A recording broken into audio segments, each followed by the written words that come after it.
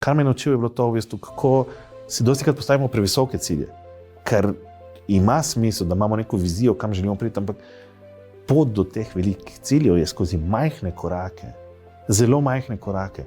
In je včasih boljše, da si damo cilj, da naredimo, ne vem, v mojem primeru, kaj mi je pomagal, takrat je bilo ne prebrati 10 strani knjige, ker to ni vzdržno v mojem trenutnem življenju, z otroci, s poslom, z ženo, to ni vzdržno.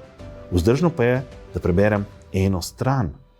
Ker to je pa toliko malo časa, da je težje dejansko ne tega narediti in razmišljati, da bi to mogel narediti, pa se sekirati, kot pa da to preprosto naredim. In na koncu ta ena stran postane 365 dni na leto. En počep na dan postane 365 počepov na leto. Ne sliši se veliko, ampak to je 365 več, kot jih naredimo danes.